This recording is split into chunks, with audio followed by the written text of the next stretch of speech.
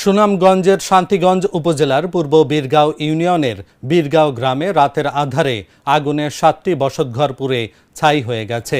রোববার রাত 9:30টার দিকে গ্রামের পূর্বপাড়ায় এই ঘটনা হয়। জানা যায়, গ্রামের আবলি মিয়ার বাড়ির বৈদ্যুতিক শর্ট সার্কিট থেকে আগুন লাগে। দ্রুত আগুনের লেলিহান শিখা আশেপাশের কয়েকটি বাড়িতে ছড়িয়ে পড়ে। এ সময় গ্রামবাসী আগুন নেভানোর চেষ্টা করলে তীব্রতা বেশি হওয়ায় তা সম্ভব হয়নি। পরে শান্তিগঞ্জ ফায়ার সার্ভিসে খবর দিলে তারা এসে আগুন নিয়ন্ত্রণে আনে। এতে 7টি পরিবারের বসতঘর, আসবাবপত্র, নগদ টাকা, গয়নাসহ অন্তত 40 লাখ টাকার ক্ষয়ক্ষতি হয়েছে। এদিকে আগুনের কারণে প্রায় সবকিছু পুড়ে ছাই হয়ে যাওয়ায় খোলা আকাশের নিচে অনিশ্চয়তায় রয়েছেন ক্ষতিগ্রস্ত পরিবারের সদস্যরা।